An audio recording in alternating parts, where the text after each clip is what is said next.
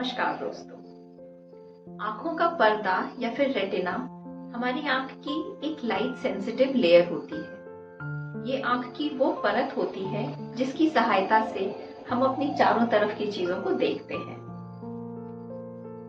आंख के पर्दे में सूजन आना या फिर मैकुलर एडिमा का होना ये एक ऐसी बीमारी होती है जिसकी वजह से हमारी आंखों की निगाह काफी कम हो जाती है। और रेटिनल वेन ऑक्लूजन इस बीमारी की एक बहुत ही कॉमन वजह है। रेटिनल वेन ऑक्लूजन एक ऐसी बीमारी होती है जो किसी भी एज ग्रुप में हो सकती है, लेकिन 50 साल के बाद इस बीमारी का जो इंसिडेंस है वो काफी बढ़ जाता है। तो आइए आज इस वीडियो में मैं doctor Pallavi Mishra retinal vein occlusion के बारे में आपसे बात करूंगी। इस वीडियो को हम कुछ टॉपिक्स में डिवाइड करेंगे, जैसे कि रेटिनल वेन ऑक्लूजन के सिम्टम्स क्या होते हैं, इसके कॉजेस क्या होते हैं, कौन ऐसे लोग हैं जिनको ज्यादा रिस्क है ये बीमारी होने का, इसकी डायग्नोसिस कैसे बनाई जाती है या इसको पहचाना कैसे जाता है, और इसके ट्रीटमेंट के लिए हम क्या कर सकते हैं। जैसे कि आप सभी लोग जानते होंगे, हमारे शरीर में दो तरह की खून की नसें होती हैं। पहली नसें होती हैं जिन्हें हम लोग आर्टरी कहते हैं, जो हमारे दिल से शरीर के अलग अलग हिस्सों में खून लेकर जाती हैं, और दूसरी नस होती है जिन्हें हम वेन्स कहते हैं।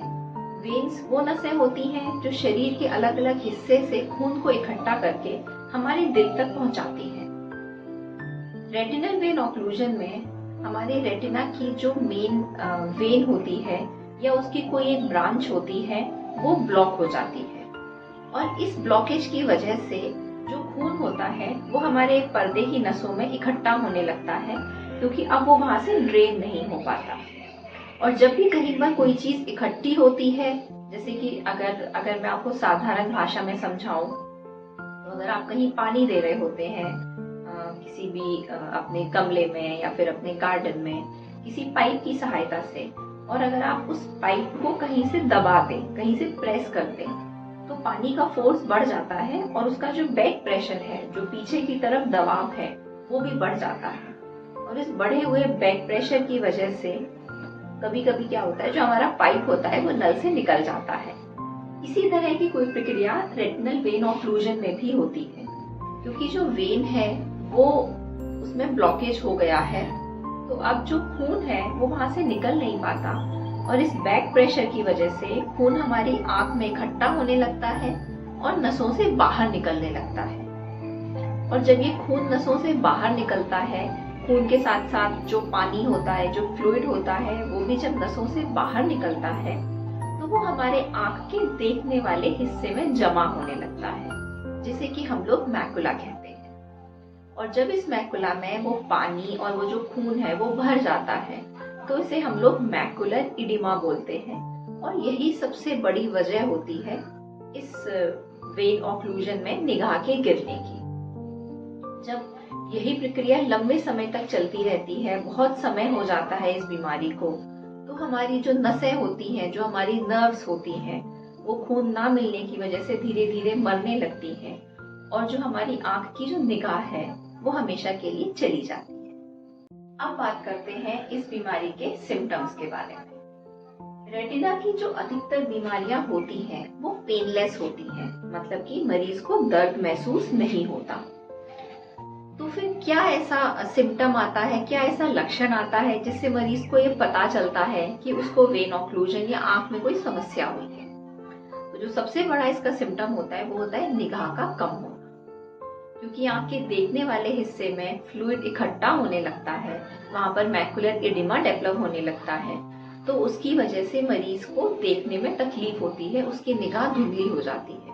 अब ये धुंधलापन कुछ हिस्से में हो सकता है, जैसे कि ऊपर का कम दिख रहा है या नीचे का कम दिख रहा है, या फिर ये एक सार हो सकता है, मतलब कि जो उसका पूरा जो विजुअल फील्ड है, जितना दृश्य क्षेत्र है, उस पूरे में निगाह कम हो जाती है।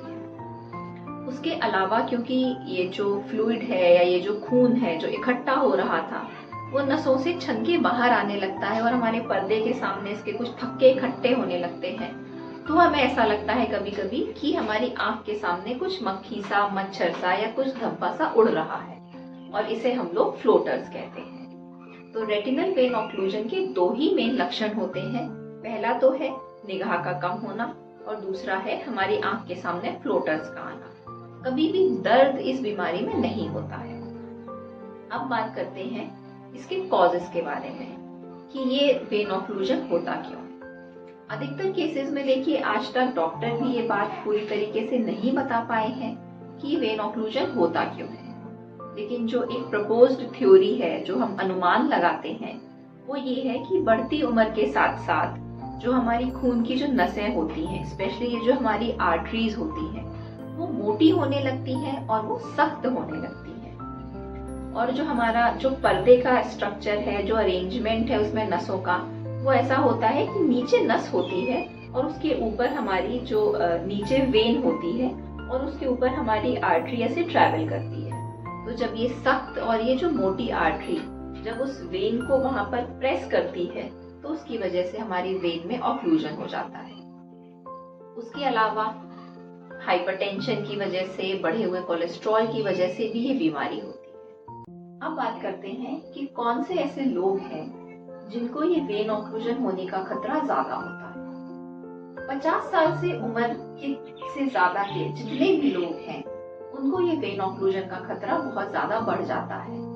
उसके अलावा अगर आपको हाई ब्लड प्रेशर है, अगर आपको डायबिटीज है, अगर आपको ग्लोकोमा या काला पानी है, अगर आपको आर्टेरियोस्क्लेरोसिस नाम की बीमारी है जिसमें जो खून की जो नसें होती हैं वो ज्यादा मोटी और ज्यादा सख्त होने लगती हैं, तो इन सब लोगों में वेन ऑक्लूजन होने का खतरा बहुत ज्यादा बढ़ जाता है। तो क्या हम ऐसे लाइफस्टाइल मॉडिफिकेशंस करें जिससे उसका खतरा कम हो। सबसे पहली बात तो ये कि अपनी एक डेली रूटीन मेंटेन करें। बहुत ज्यादा जो फैट डाइट है उसको अवॉइड करें। तला भुना जंक फूड ये कम से कम खाएं। एक आइडियल वेट मेंटेन करें। अगर आपको ब्लड प्रेशर है, अगर आपको ब्लड शुगर है, उसको स्ट्रिक्टली कंट्रोल करें। रूटीन में रोज कोई एक शेड्यूल रखें एक्सरसाइज का।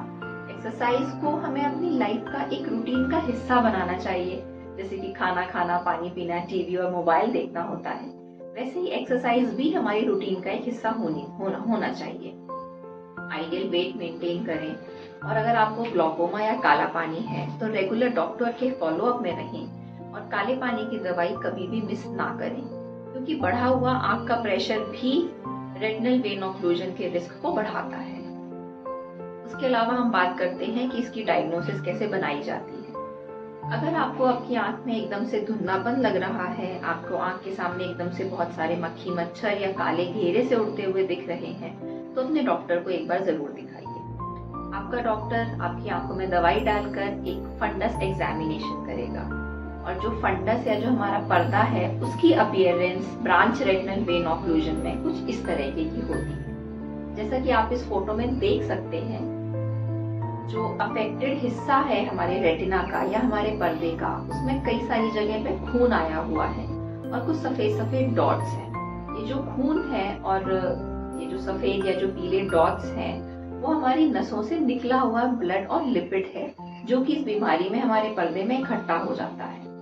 डायलेटेड फंडस एग्जामिनेशन के अलावा डॉक्टर आपका एक OCT या फिर ऑप्टिकल कोहेरेंस टोमोग्राफी नाम का एक स्कैन करता है। ये रेटिना का एक स्कैन होता है जिसमें कि हमें पता चलता है कि क्या हमारे पर्दे में सूजन है या नहीं है। जो OCT होता है उसकी पिक्चर कुछ इस तरीके की होती है।